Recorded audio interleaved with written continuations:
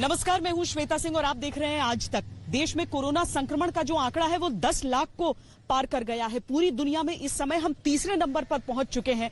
नए नए राज्यों में अचानक ये संक्रमण अपना सर उठा रहा है और ऐसे में बहुत जरूरी हो जाता है इसकी सारी वजहों को तलाशना और ये भी देखना कि तैयारियां कितनी दुरुस्त हैं। क्या लोग सजग हैं, जागरूक हैं? क्या अभी भी कोरोना को उतनी ही सीरियसली ले रहे हैं जब रिस्क इतना बढ़ चुका है? इन सारे सवालों के साथ हम बिहार पहुंचे हैं, लेकिन यहां से हम समूचे देश का हाल भी आपको दिखाएंगे।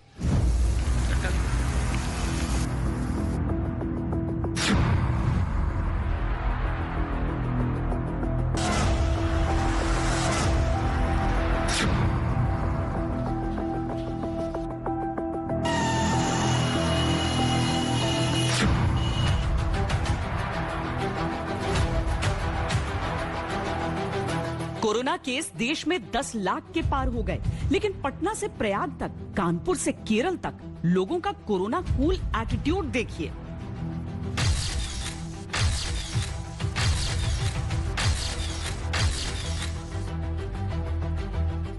संक्रमित लोगों की संख्या रोज 30,000 के पार जा रही है, लेकिन तैयारियां क्या उससे कदम ताल कर पा रही हैं? आपके हिसाब से क्यों अचानक मामले बढ़ रहे हैं? ये तो पहले से आप लोग भी जानते हैं कि जो सोशल डिस्टेंसिंग, मास्क का प्रयोग लोग बहुत कम करते हैं, समझ नहीं पाते हैं, इसके चलते काफी बढ़ रहा है। मौतों का आंकड़ा 25,000 को पार कर गया, लेकिन मौत से खेलने वालों का ये खेल भी समझिए। जब केस 10 भी नहीं थे तब देश बंद था, लोगों ने भी जिम्मेदारी या कहिए खौफ के चलते ही घर की देहरी के सामने लक्ष्मण रेखा खींच ली थी। जरूरी गाइडलाइंस को जिंदगी का अनुशासन बना लिया था। अब जब केस 10 लाख के पार हैं, तब वो खौफ और जिम्मेदारी जैसे गायब है। कोरोना पर भारी भिंडी करेला है, सोशल डिस्टेंसिंग को भूल बैठा इंसानों का मेला है। कहीं फैसिलिटीज पर कोरोना का कहर भारी है। आपकी फैसिलिटी पूरी है, पीपीई किट्स, ग्लव्स वगैरह जो स्टाफ को जरूरी हो, क्योंकि मेडिकल कम्युनिटी पे बहुत बड़ा प्रेशर बढ़ रहा है। न वो सब तो है, फिर भी हमारे मेडिकल स्टाफ भी पॉजिटिव हो जाते हैं। उसके बावजूद भी ऐसी बात नहीं है कि पीपीई किट, ग्लव्स, मास्क सारा पहने रहते हैं, लेकिन फिर भी पॉजिटिव हो ही जाते हैं। कहीं कोरोना की बिगड़ी चाल से अब तक की सारी थ्योरी बेहाल है। कड़े लॉकडाउन के बीच 1,000 केस तक पहुंचने में 2 महीने लगे, लेकिन फिर 10,000 तक पहुंचने में 15 दिन से भी कम समय लगा।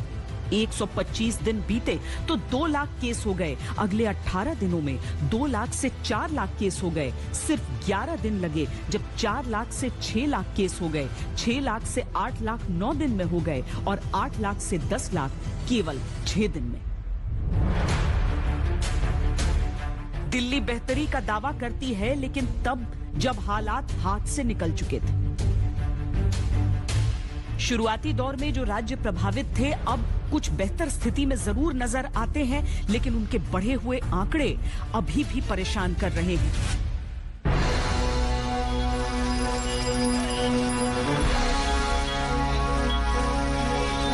सभी जनता को ये निर्देश दिया जाता है कि कोरोना वायरस की वजह से पूरा विश्व जो है त्राहिमाम हो गया है और इसकी सुरक्षा के लिए भारत सरकार और बिहार सरकार की तरफ से बहुत सारा पहल किया जा रहा है। बिहार संक्रमण और मौतों के मामले में भले अभी काफी पीछे हो, लेकिन जिस तरह यहाँ तेजी से संक्रमण की रफ्तार बढ़ रही है वो डराने वाली है। उस पर से इंतजामों की तस्वीर क्या है, ये जानना और भी जरूरी हो जाता है। बिहार का दावा है कि टेस्टिंग बढ़ाई है, लेकिन इन दावों के बीच और भी कई दावे हैं जो चिंता की लकीरें बिहार के माथे पर खींचते हैं। लोग कैसे कर पा रहे हैं मैनेज इससे, और आपका स्टाफ जो है वो किस तरीके से काम कर रहा है? क्या मेडिकल स्टाफ की कमी है या वो एक्स्ट्रा आवर्स करके पूरा कर रहे हैं? एक्चुअली मेडिकल स्टाफ की कमी तो है, लेकिन ऐसा कुछ हम लोग प्रतिलक्षित नहीं होने देते हैं। और वो पेशेंट को डॉक्टर्स की कमी या स्टाफ की कमी से कोई प्रॉब्लम नहीं है। हम लोग उसको एडजस्ट करते हुए सारे को वो सारी सुविधाएं दे रहे हैं। टेस्टिंग की सबसे बड़ी चुनौती क्या है, किस तरीके से आप लोग पूरा कर रहे हैं, क्योंकि काफी प्रेशर भी होगा सर?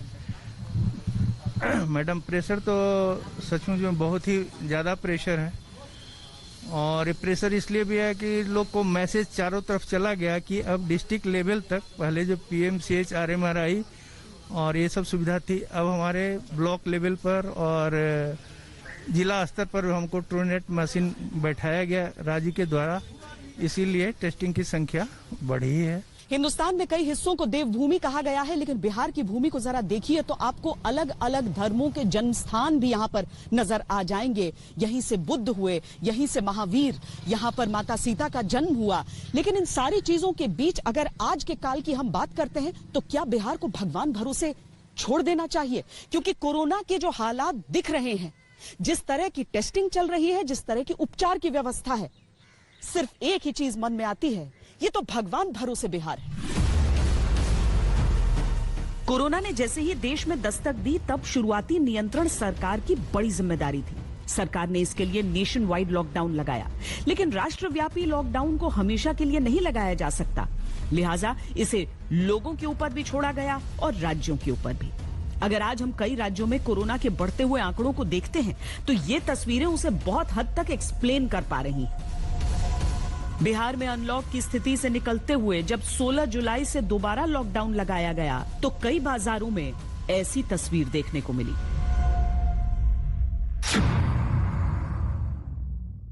बिहार में बढ़ते मामलों के कारण एक बार फिर लॉकडाउन लागू करना पड़ा है, लेकिन ये एक आम बाजार में, हम पटना शहर के हैं, जहां पर आप फुलवारी शरीफ के इलाके में देख सकते हैं कि किस तरीके से दुकानें खुली हुई हैं। हाँ, इतना जरूर है कि जो बड़ी दुकानें हैं उनका शटर डाउन करना है, वहां पर लोग उस तरह से नहीं आ सकते हैं, तो दुकानों का शटर भले ही डाउन है लेकिन लोगों का शटर डाउन नहीं है।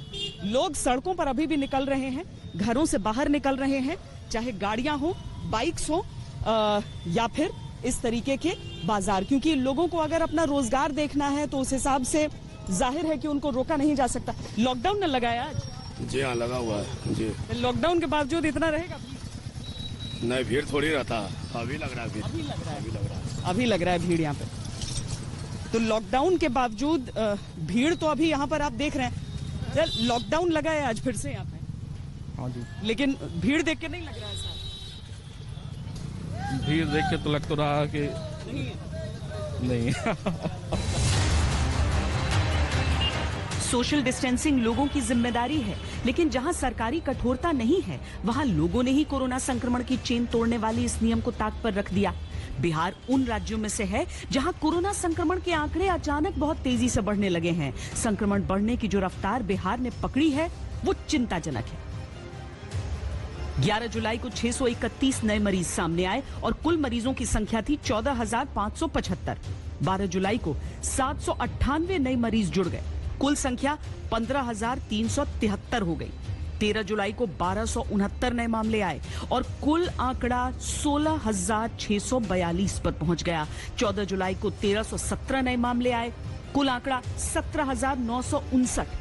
15 जुलाई को 1320 नए मामले, कुल आंकड़ा 20,173।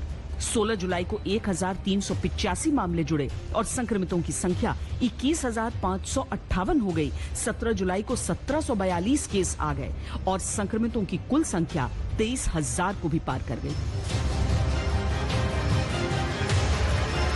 यानी एक सप्ताह के अंदर करीब 10,000 केस बिहार में बढ़े। डराने वाली बात तो ये है कि इससे न शासन के लोग सुरक्षित बचे न प्रशासन की। कोरोना का जो संक्रमण है वो मानो लहर की तरह उठता है और बिहार अब इसके संक्रमण काल को इस रूप में देख रहा है।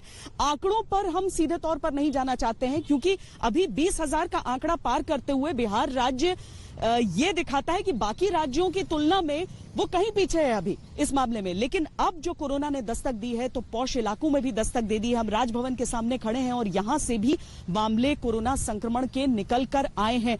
इसके साथ ही जो भारतीय जनता पार्टी का दफ्तर है, यहाँ पर जो पुलिस महकमा है, जो मेडिकल कम्युनिटी है, हर जगह से अब कोरोना पॉजिटिव मामले एक के बाद एक सामने निकल कर आ रहे हैं। और एक ही दिन के भीतर यानी 24 घंटों के दायरे में जो 1320 का आंकड़ा बढ़ा, उसने 20,000 के आंकड़े को पार कर दिया राज्य में। कुछ दिन पहले ही बिहार के मुख्यमंत्री आवास में कोरोना ने दस्तक दी तो उनकी भतीजी पॉजिटिव पाई गई। सीएम आवास से थोड़ी ही दूर राजभवन है, जहां 3 दर्जन से ज्यादा लोग कोरोना से संक्रमित पाए गए। खुद बीजेपी दफ्तर के 75 कर्मचारी और कार्यकर्ता कोरोना की चपेट में आ चुके हैं।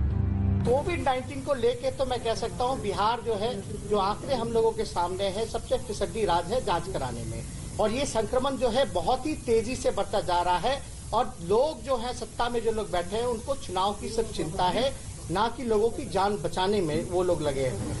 देखिए, ये संक्रमण व्यक्ति को देख के नहीं पहुंचता है। ये संक्रमण एक संक्रमित व्यक्ति से दूसरे संक्रमित व्यक्ति तक पहुंचता है। ब्रिटेन के प्रधानमंत्री तक पहुंचा है और हमारे देश के बहुत बड़े महानायक अमिताभ बच्चन जी और उनके परिवार तक पहुंचा है। तो कहीं भी पहुंच सकता है ये संक्रमण एक व्यक्ति से दूसरे व्यक्ति तक। इसलिए हम सबको बचाव और एहतियात पर बराबर ध्यान रखना चाहिए। सबसे खराब स्थिति राजधानी पटना की है, जहां लगभग 3000 केस सामने आए हैं। इसके बाद भागलपुर, बेगूसराय, मुजफ्फरपुर, सीवान सबसे अधिक कोरोना प्रभावित क्षेत्र बन रहे हैं। बिहार के 7 जिलों में एक सप्ताह के अंदर 30% कोरोना केस बढ़े हैं। मंडल स्तर पे सैंपल कलेक्शन की व्यवस्था की जाएगी ताकि लोगों को जो कहीं दूर जाना पड़ता है, अभी हमारे सभी जिला सदर अस्पतालों में, मेडिकल कॉलेज अस्पतालों में और राज्य के कुछ चिन्हित अस्पतालों में इसकी व्यवस्था की गई है, लेकिन अब सभी अनुमंडल अस्पतालों में भी सैंपल कलेक्शन हो जाएगा तो लोगों को सुविधा मिलेगी और इसका निर्देश हमने दिया है और यह काम अगले कुछ दिनों के बाद शुरू हो जाएगा। बिहार की तैयारियां और लोगों की जिम्मेदारियां आंकने के लिए हम राजधानी पटना से अलग वैशाली की ओर बढ़े। हाजीपुर सदर अस्पताल में तैयारियों का क्या आलम है, ये जानने का प्रयास किया। यहाँ प्रशासन की मदद के लिए रेड क्रॉस सोसाइटी, यूएनडीपी और WHO भी सामने आए हैं। टेस्टिंग के क्षेत्र में पिछड़ते बिहार को बराबरी पर लाने की कोशिश यहाँ भी नजर आई। तो इस तरह के जो मोबाइल टेस्टिंग वैन्स हैं वो एक गेम चेंजर साबित हो सकते हैं। रेड क्रॉस सोसाइटी भी मदद कर रहा है, जिला प्रशासन की इसमें। और कितने ऐसे वैन्स आपके चल रहे हैं और क्या टारगेट होता है एक दिन के? वैशाली जिला में अभी 2 वैन हम लोग का चालू हुआ है और ये पिछले 2 महीने से चालू है और हम लोग का एक दिन का टारगेट 210 होता है। अच्छा, कैसे जाते हैं? जो कोई बुलाता है उसके पास या फिर आप लोग रैंडम जा रहे हैं? नहीं, ऐसे हम लोग कोशिश करते हैं, जितने भी कंटेनमेंट जोन है वहाँ जाते हैं। और शुरू में जब कंटेनमेंट जोन नहीं बने थे उस समय हम लोग रैंडम भी गांव का डिसाइड करते थे सिविल सर्जन महोदय के द्वारा। और फ्री ऑफ कॉस्ट लोग आए और टेस्ट करा सकते हैं या सिम्टम्स देखते हैं आप? नहीं, free of cost random checking करते हैं। कैसे कर रहे हैं सर? ये लगभग हमको लगता है ये 2.5 महीना हो गया है।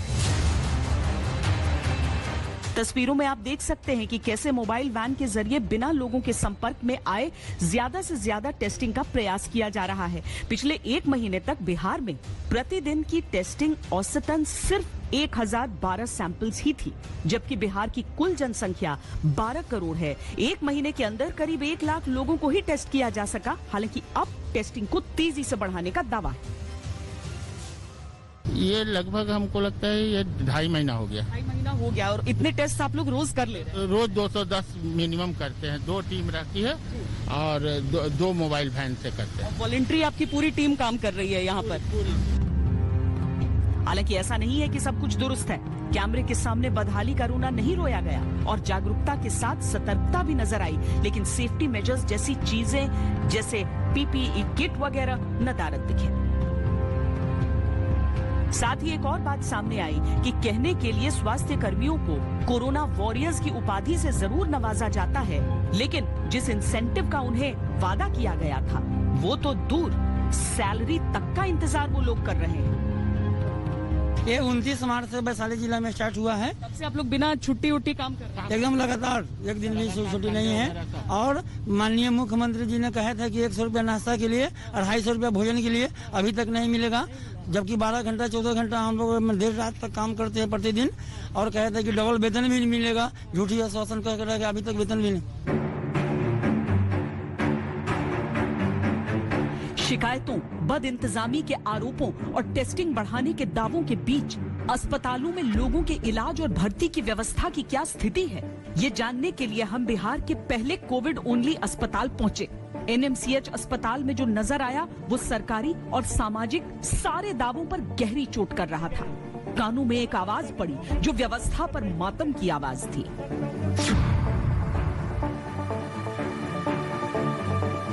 सब डॉक्टर से नर्स से रिक्वेस्ट करते रह गए हमारा ड्राइवर, किसी को कोई ताकने के लिए नहीं आया और अंत में फिर कोई बात करने भी नहीं आया। अंत में फिर हम बोले अपने परिवार को फोन किए, तब जाके फिर सब आदमी आया तो हम यहाँ की चलो एनएमसीएच में कुछ होगा। यहाँ भी हम 3 घंटे से बैठे हुए हैं, कोई हमको देखने वाला नहीं है। हम सुशील मोदी को फोन लगाए हैं, मेरे पास में नंबर है, फोन 3 बार रिंग बजा है, फोन नहीं उठाया है। तेजस्वी को फोन लगाया है, उसका भी नंबर है मेरे पास। कोई पॉलिटिशियन किसी भी पार्टी का कोई नहीं सुन रहा है, कुछ नहीं हमको सुन रहा है। सांस फूल रही थी, आवाज लड़खड़ा रही थी, लेकिन अस्पताल के कर्मचारी वहाँ खड़े होने के बावजूद न कुछ देख रहे थे न सुन रहे थे। हमने हस्तक्षेप किया तो हरकत में आने की थोड़ी सी एक्टिंग की गई। चलिए आपका ट्रांसफर है और कुछ नहीं, वार्ड में चलिए। ये कोरोना पेशेंट है? जी जी जी मालूम। पर्सनल गाड़ी से बैठे हैं सर। आप लोग को भी किट नहीं मिला हुआ है, बताइए। 6 बजे सब नाच रहे हैं। चलिए चलिए आप एडमिट तो हो जाइए, पहले एडमिट तो हो जाइए। सांस लेने में तकलीफ है, चलिए सर, हो जा रहा है, सब हो जा रहा है। पेशेंट को ऑक्सीजन सिलेंडर अपना खुद से ऐसे उठा के ले जाना पड़ता है, इसका खर्चा भी खुद इन्होंने दिया है। और ये जो एडमिट हो गए हैं कोरोना पेशेंट एनएमसीएच अस्पताल में, वो ऐसे खुद अपना ऑक्सीजन सिलेंडर लेकर जा रहे हैं। मैं देखने वाला नहीं हूँ। लेके जा रहे थे, वो कहाँ चले गए? भाग गए। उस वाली बिल्डिंग में 3 घंटा से यहाँ पर बैठे हुए गाड़ी लगा के, पर्सनल गाड़ी, पर्सनल ऑक्सीजन लेके घूम रहे हैं। अरे कौन थे जो बोल रहे थे बहुत देर से ढूंढ रहे हैं और पेशेंट खुद गायब था, खुद गायब हो गए भाग के। कोविड-19 का संकट एक दिन खत्म हो जाएगा, लेकिन व्यवस्था के सिलेंडर को अपने इलाज के लिए खुद ढोकर ले जाते कोरोना मरीज की ये तस्वीर बिहार के चेहरे पर दाग की तरह रहेगी। एक दिन लोग शायद कोरोना के कहर को तो भूल जाएंगे, लेकिन परेशान आंसुओं की ये तस्वीर हमेशा सवाल उठाएगी। तो आखिरकार तमाम कोशिशों के बाद उन्हें इमरजेंसी वार्ड में शिफ्ट किया गया है। कागज तैयार नहीं है, लेकिन किसी कर्मचारी की अंतरात्मा जागी जिसने कहा कि चलिए कागज बाद में तैयार होंगे, पहले हम आपको अंदर लेकर चलते हैं। लेकिन अगर आंकड़े बिहार में कम नजर आते हैं, शिकायत ये होती है कि टेस्ट ही नहीं हमारा हो रहा है, चक्कर लगा रहे हैं। पर्सनल गाड़ी से पेशेंट लाए जा रहे हैं, अपने हाथ में ऑक्सीजन सिलेंडर लिए। ये सरकार का सवाल उठता है, ये प्रशासन का सवाल उठता है। सवाल किससे उठता है? क्यों नहीं एक देश की अंतरात्मा इस समय जाग रही है? अगर सर्वोच्च कोविड अस्पताल, समूचे बिहार राज्य के सर्वोच्च कोविड अस्पताल में इस तरह के इंतजाम है कि हर आदमी अपने चेहरे पर एक सवाल लेकर खड़ा है। बदहाली की ऐसी तस्वीरें भी मिली जो इंसानियत का कॉलर पकड़कर शासन प्रशासन से सवाल कर रही थी कि क्यों बिहार की राजधानी में हालात ऐसे बन चुके हैं जहां एक महिला को अपने पति की लाश के लिए भी इंतजार करना पड़ रहा है। क्यों कागज के कुछ टुकड़ों की खानापूर्ति में कोरोना से लड़ाई की गंभीरता पुड़िया बनकर सिमट चुकी है। कहाँ रहती हैं? हम रहते हैं ये राजेंद्र नगर में। 3 दिन से दौड़ रही है, टेस्ट नहीं किया? नहीं, देखिए हम एक्सरे कराए, पूरा कफ जाम था रोगी को। एक्सरे वाला कहा कि इनको ले जाइए, सांस लेने में तकलीफ नहीं हो रहा है। ड्रामा किया ना कि तो एम्स वाला तो हाथ धर के हमको निकाल दिया। हम रिक्वेस्ट करने लगे कि सबको टेस्ट कर रहे हैं, तो यहाँ पर से तो अभी क्या बताया है अंदर से? क्या बताया है आपको अंदर से? डेथ हो गया है उनका डेथ हो गया। ये लोग इलाज कुछ नहीं किया, खाली बस ला के पार के। लोग से एकदम नहीं कहा गया कि टेस्ट होना है आपका, खाली बॉडी बोल दिया है? हाँ, ना हम लोग का टेस्ट करवा रहे हैं ना किसी का टेस्ट करवा रहे हैं। और एनएमसीएच अस्पताल है जो कि एक डेजिग्नेटेड कोविड अस्पताल है बिहार का। अभी तक तो सारे जिलों से यहाँ आया करते थे, अब बाकी जिलों में भी कुछ को बनाया गया है। गए हर जगह से दौड़ रहे हैं हम, प्राइवेट एक हैं वहाँ। हाँ, माने हम दौड़ रहे हैं ना, हमारा रोगी के कोई इलाज हुआ है, छुए भी लोग नहीं है, कोई नहीं छुआ है, कुछ नहीं किया, कुछ करबे नहीं किया। हम आपका भी रिश्तेदार भर्ती है? दौड़ते रहे हैं, हमारे साथ कोई जेंट्स भी नहीं था, बस बच्चा ले ले हैं हम अपने हैं। आप दोनों का टेस्ट के लिए कोई नहीं बोला है? दरअसल दिक्कत यही है कि अभी तक आंकड़ों को कम बताया गया, अब टेस्टिंग की बात होती है तो क्यों किसी परिवार को 3-3 दिन तक दौड़ना पड़े। अब एक डेड बॉडी की आप कोरोना टेस्ट कर रहे हैं, लेकिन जो उनके परिवार वाले हैं उनको कोरोना टेस्ट के लिए कुछ नहीं, ये बाहर बैठे हैं, ये संक्रमण का खतरा भी है, इन्हें भी खतरा है। कैसे होगा ये? बिहार की व्यवस्था जो, ये कोविड अस्पताल है मैडम, ये कोविड अस्पताल है, यहाँ पर सिर्फ कोरोना पेशेंट आ सकता है, लेकिन परिवार की दिक्कत यह है कि कोई बताने को तैयार ही नहीं है। अब सवाल है कि अगर बिहार को इस गर्त से निकलना है तो इन चीजों को बदलना ही पड़ेगा।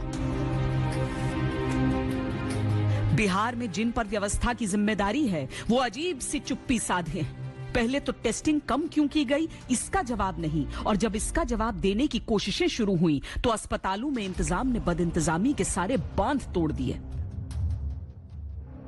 ये बिहार के सुपौल के कोविड-19 केयर सेंटर की तस्वीरें हैं, जो बाढ़ के पानी में किस तरीके से इस समय मग्न नजर आ रहा है। वो देखिए कि डॉक्टरों को भी ठेले पर सवार होकर मरीजों के इलाज के लिए जाना पड़ रहा है। ये दूसरी तस्वीरें भागलपुर की हैं, जहां दवा लेने आया व्यक्ति वहीं गिर गया, उसकी मौत हो गई, लेकिन उसके शव को वहां से हटाने में कई घंटे लग गए। अगर अस्पतालों और बेड्स की व्यवस्था की तरफ नजर डालें तो स्थिति ज्यादा अच्छी नहीं दिखती।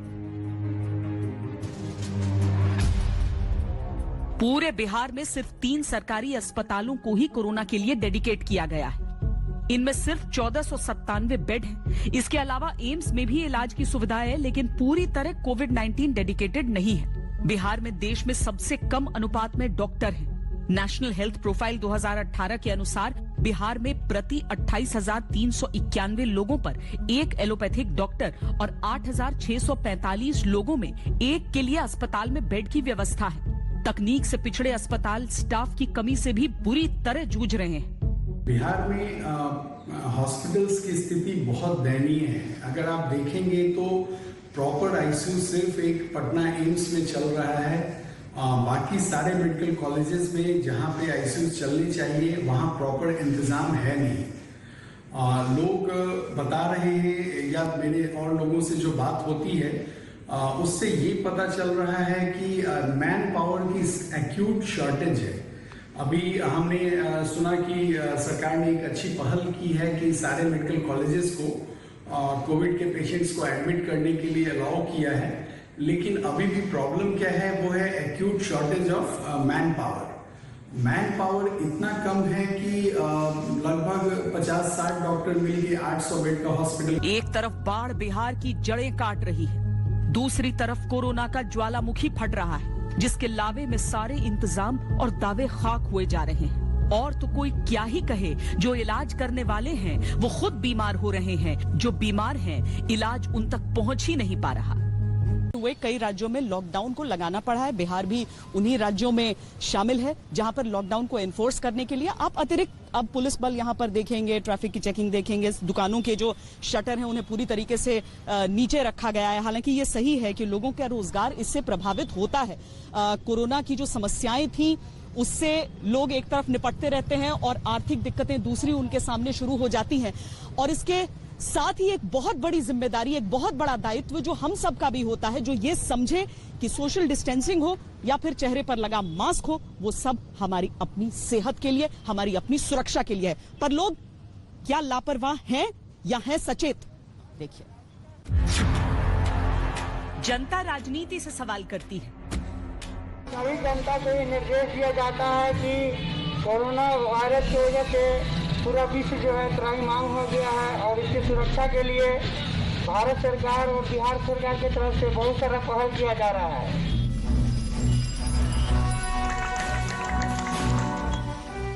हम दौड़ रहे हैं, ना हमारा रोगी के कोई इलाज हुआ है, छुए भी लोग नहीं हैं। ऑक्सीजन नहीं दे रहा है। अब भर्ती करने के लिए क्या बोल? भर्ती करने के लिए पुर्जा कट गया, लेकिन भर्ती नहीं हो पा रहा। बोल रहे हैं कि मेरे पास ऑक्सीजन ही नहीं है। मेरा भी पेशेंट पॉजिटिव है और आज उसको निकाल दिया गया। निकाल दिया गया है? क्यों? कितना दिन पहले? 16 तारीख को लाए थे, जो कल के डेट में निकाल दिया गया। अभी उसका ना दवा मिल रहा है ना कुछ मिल रहा है। बोल रहे लोग लेके जाइए। कॉलेज में गए, वहाँ पर हम जाके 2 घंटा का इसी पर बैठे हुए हैं। सब डॉक्टर से, नर्स से रिक्वेस्ट करते रह गए। हमारा ड्राइवर किसी को कोई ताकने के लिए नहीं आया।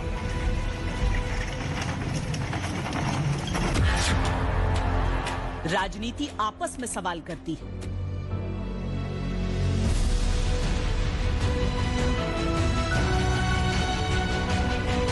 बिहार एक तरह से नेशनल हॉटस्पॉट ही नहीं बल्कि यही हालात रहें जिस प्रकार से चल रहा है वो ग्लोबल हॉटस्पॉट हो जाएगा बिहार। बिहार में लोग जो है निराश हैं नीतीश जी को काम को देख करके। एक तरफ बाहर है जो हालात जो परिस्थिति है कोविड-19 है, लोगों का जो विश्वास का जो पुल है, भरोसे का जो पुल है और सब्र का जो बांध है वो टूटता जा रहा है। विपक्ष है राजनीतिक संक्रमण का शिकार। बिहार के आम आवाम को इस बात का एहसास है कि माननीय नीतीश कुमार जी ने अपने नेतृत्व में कोविड-19 की चुनौती से जूझते हुए लोगों की बुनियादी जरूरतों की आवश्यकता की पूर्ति करने के लिए 8,534 करोड़ रुपए अब तक खर्च किए हैं। माननीय मुख्यमंत्री नीतीश कुमार जी तो बिहार की जनता के दिल में बसते हैं, आपके पिता तो जेल में बसते हैं ना।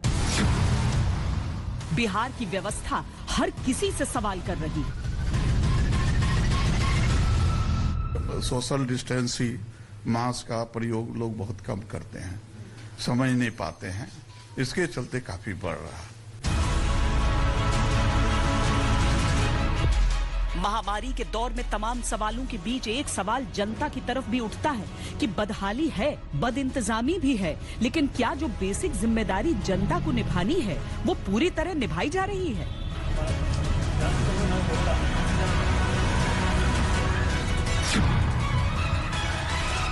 ये देखिए, कैमरा दिखा तो मुंह पर गमछा लपेट लिया।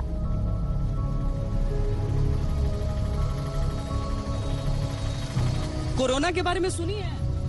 हाँ, कोरोना तो क्या करना होता है बचने के लिए? अलग अलग बैठना होता है। मास्क नाक में लगाते हैं, हमेशा लगाती है आप? हाँ, हमेशा लगाते हैं। छूट गया आपका तो गमछा भी नहीं रखा है? गमछा रखा हुआ है, वो शादी में गए ना। आप लोग शादी से आ रहे हैं? हाँ, शादी से आ रहे हैं। कुछ नहीं मिला तो बस नाक पर हाथ रख लिया। ऑटो में बारात उमड़ी है, मास्क नहीं तो नहीं, सोशल डिस्टेंसिंग बिल्कुल नहीं। अधिकतर ये होता है कि कैमरा देखने के बाद अगर मास्क लगाएंगे तो अपनी सावधानी रह नहीं जाती है, यही हर जगह हमें नजर आता है। गमछा हमेशा लपेटते हैं नाक पे कि नहीं? सब लोग लपेटता है या आपको लग रहा है कि नहीं लपेटते? हाँ, लपेट रहा है सब लोग। हाँ? लपेट रहा है। एक साथ जो जुटे रहते हैं लोग, वो काफी भीड़ रहता है, तो मास्क लगा कर रहता है लोग। हाँ, मास्क लगा के पास रहना ठीक है? ना, ठीक नहीं है, अलग अलग रहते हैं। और इधर तो आलम ही अलग है, मामला बढ़ रहा है। आप लोग सावधानी बरतते हैं कि नहीं? ऐसे कैमरे पे सावधानी बरतने से थोड़ी होगा। ऐसे मास्क लगाते हैं कि नहीं? लगाते हैं मैडम। सरकारी इंतजाम शुरू होते हैं अस्पतालों से, लेकिन सामाजिक रूप से जिम्मेदारी जनता की होती है। अगर स्थिति ये है तो बढ़ते आंकड़ों की चिंता भी लाजमी है। कोरोना के बारे में आप लोगों को पूरी जानकारी रहती है? आप तो मास्क नहीं लगाए लेकिन नाक नहीं कवर किया अपना। मास्क लगा लेते हैं, पॉकेट में रखे हैं मास्क। बिहार में बढ़ रहा है केस तो है तो है, केस तो बढ़ रहा है ना। कोरोना से क्या होता है सबको मालूम है, जानकारी है? नहीं, ये भी मास्क नहीं लगाए हैं अभी। डर लगता है कोरोना से? जी। लगाना चाहिए मास्क? जी। अच्छा, तो मास्क हमेशा लगाते हो? हमेशा? कौन बताया कोरोना के बारे में?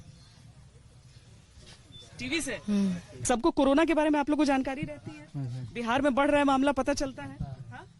तो उसके लिए क्या करते हैं? घर में सब लोग पालन करते हैं कि नहीं इसका? पालन करते हैं। पालन करते हैं?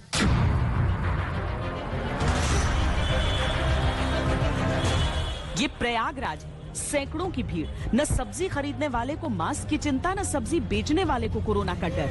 जहां तक नजर दौड़ाइए जिंदगी भिंडी बैगन से सस्ती नजर आती है। कैमरा देखकर भी नियम निभाने की जद्दोजहद कौन करे, यहाँ सब चलता है। ये कानपुर है, वही हाल जो पटना या प्रयागराज का है। कोरोना से लड़ाई के सारे संकल्प यहाँ फेल हो जाते हैं। किसी ने कैमरा देखकर मुंह पर मास्क चढ़ाने की एक्टिंग की तो किसी ने वो जहमत भी नहीं उठाई। बिल्कुल नुकसानदेह है। अभी लगाया था, लेकिन जब जैसे ही हम आए उधर तो पानी पीना था तो इसलिए उतार दिया था। पसीना इतना आ रहा, अभी लगा ही था, मुंह पर पसीना आ जाता बार बार। भीड़ भाड़ में आते हैं, मास्क लगाना जरूरी था आपके लिए। लगाया तो है यार, लगाना का नहीं जरूरी था। और ये देखिए केरल, सबसे अधिक साक्षरता वाले लोगों का राज्य। मेडिकल इंजीनियरिंग की परीक्षा से निकले तो कोरोना का सारा डर गायब। जो पेरेंट्स साथ आए उन्होंने भी अपनी जिम्मेदारी को ठेंगा दिखा दिया। कौन समझाए उल्लंघन करने वालों को कि कोरोना जैसी बीमारी से जहां सावधानी हटी वहां दुर्घटना घटी। ये ऊंच नीच का भेदभाव नहीं करती, रिक्शा चालक को अपनी चपेट में लेती है तो अभिनय के महानायक को भी अस्पताल दिखा देती है। अमेरिका की MIT रिपोर्ट में खास तौर पर भारत के लिए चिंताजनक भविष्यवाणी की जा चुकी है। 84 देशों की टेस्टिंग और कोरोना केस के आंकड़ों पर आधारित इस रिपोर्ट में कहा गया है कि फरवरी 2021 में भारत में हर रोज कोरोना वायरस के 2,87,000 केस दर्ज होने की आशंका है। तब नंबर 2 पर अमेरिका होगा, जहां प्रतिदिन 95,000 केस आ सकते हैं। नंबर 3 पर दक्षिण अफ्रीका, जहां प्रतिदिन 21,000 केस आ सकते हैं। मार्च से मई 2021 तक दुनिया भर में कुल संक्रमण की संख्या 20 करोड़ से 60 करोड़ के बीच हो सकती है। सबसे अधिक आबादी वाले देशों की सूची में दूसरे नंबर पर रहने वाला भारत इस समय कोरोना संक्रमित देशों की लिस्ट में तीसरे नंबर पर पहुंच चुका है। भारत से आगे सिर्फ ब्राजील और अमेरिका है। जिस तरह भारत में कोरोना के मामले बढ़ रहे हैं, लोगों की लापरवाही दिख रही है और इंतजामों का हाल दिख रहा है, इतना समझ लीजिए कि हमें जल्द से जल्द चुस्त और दुरुस्त होना होगा। कोरोना की रफ्तार से जो हमारे वैज्ञानिक हैं वो अपनी रफ्तार को और तेज करना चाहते हैं और कोशिश ये कर रहे हैं कि किसी तरीके से जल्दी वैक्सीन निकलकर सामने आए। और बहुत सारे ऐसे वैक्सीन हैं इस दुनिया में जो अपने अंतिम स्टेजेस में इस समय हमें नजर आ रहे हैं और उनसे कुछ उम्मीद बन सकती है कि कम से कम इससे कोरोना काबू में आ जाएगा। कितने करीब है कोरोना की वैक्सीन? क्या खत्म होने वाला है कोरोना का संकट? क्या भारत बनेगा दुनिया का संकट मोचक? जिस रफ्तार से कोरोना दुनिया को अपनी चपेट में लेता जा रहा है, उससे दोगुनी रफ्तार से कोरोना का अंत करने वाली वैक्सीन पर काम चल रहा है। निराशा के अंधेरे के बीच रोशनी के सूरज की तरह जो खबरें मिल रही हैं, उनके अनुसार बहुत जल्द वैक्सीन लोगों के लिए उपलब्ध होगी। Vaccine, as you know, there are multiple candidates that are in various stages of clinical trial. One or two of them will go into phase 3 for efficacy literally at the end of this month. So we're pretty cautiously optimistic that at the end of the year, beginning of this coming 2021, we will have one and maybe more, I hope more than one vaccine that would be available. Vaccine की उम्मीदों को अगर पंख लगे हैं तो उसके पीछे वैज्ञानिकों के प्रयोगों से मिलने वाले बेहद सकारात्मक नतीजे हैं।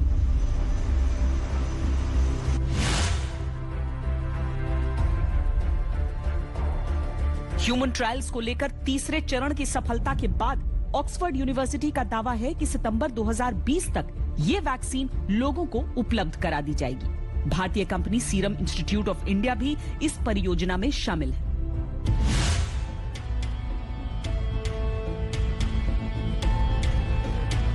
रूस की सेचेनोव यूनिवर्सिटी ने दावा किया है कि उसके वैक्सीन का क्लिनिकल ट्रायल पूरा कर लिया गया है। भारत में रूसी दूतावास ने ट्वीट करके जानकारी दी कि मॉस्को की सेचेनोव यूनिवर्सिटी ने वॉलंटियर्स पर टेस्ट करके सफलतापूर्वक क्लिनिकल ट्रायल पूरा कर लिया। मॉस्को टाइम्स ने दावा किया है कि सितंबर तक वैक्सीन बाजार में आ जाएगी।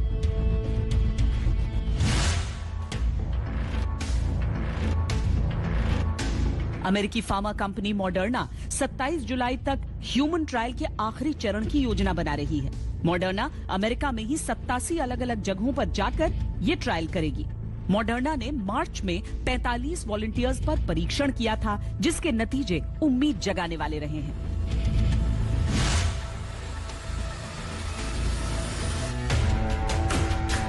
चीनी कंपनी साइनोवैक ने दावा किया है कि वैक्सीन की उनकी खोज अंतिम चरण में पहुंचने वाली है। उनके तीसरे फेज के ट्रायल चल रहे हैं। चीन में 4 संभावित कोरोना वायरस वैक्सीन विकसित की जा रही हैं।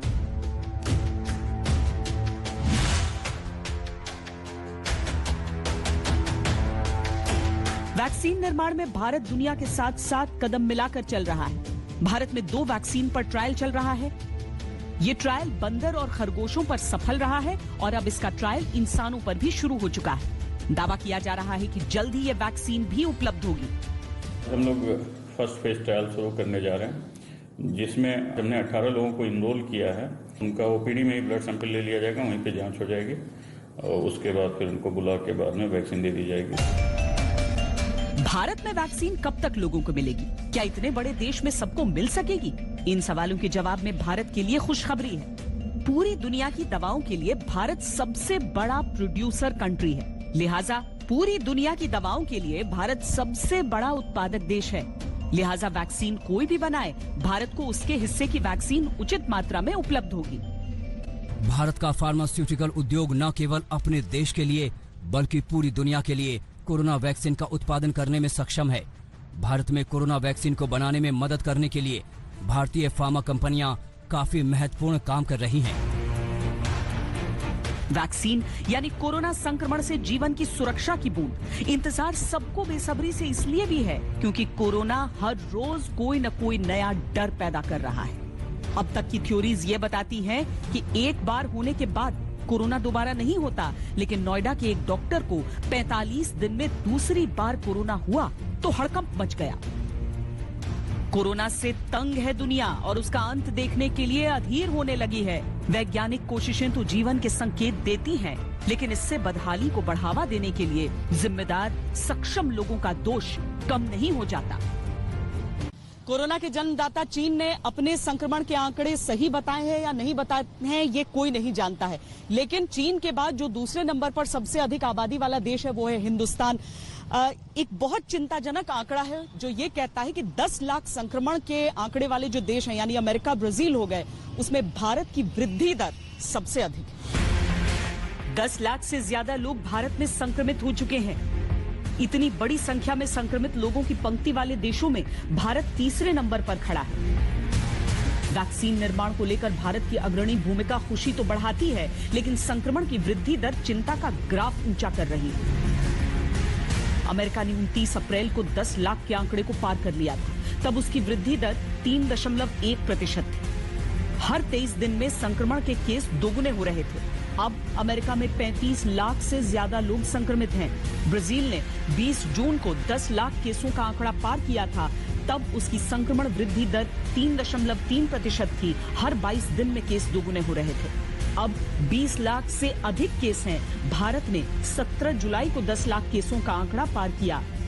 संक्रमण वृद्धि दर है 3.4%। भारत में 21 दिनों के अंदर केस दोगुने हो रहे हैं। भारत के लिए ज्यादा फिक्र की बात यह है कि अब अमेरिका और ब्राजील की तुलना में वो अधिक बेहतर स्थिति में नहीं रहा, जैसा कि जब 3 देशों ने 1 लाख और 5 लाख केसों के आंकड़े को पार किया था। भारत आज जिस स्थिति में खड़ा है, वहां से सावधानी और जिम्मेदारी अगर लोगों के जीवन का हिस्सा बनी रही तो स्थिति बेहतरी की तरफ बढ़ती हुई दिख सकती है, वरना भयावह होने के लक्षण तो दिखने ही लगे हैं। स्थिति वाकई बहुत भयानक भी हो सकती है।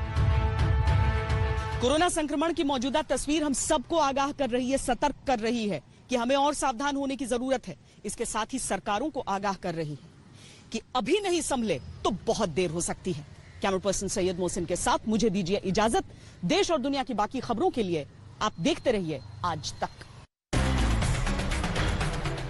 नमस्कार, मैं हूं अंजना ओम कश्यप। हमें उम्मीद है ये वीडियो आपको पसंद आया होगा। लेटेस्ट खबरों के लिए यूं ही देखते रहिए आज तक और इस वीडियो के पसंद आने पर लाइक, शेयर एंड सब्सक्राइब करना ना भूलें।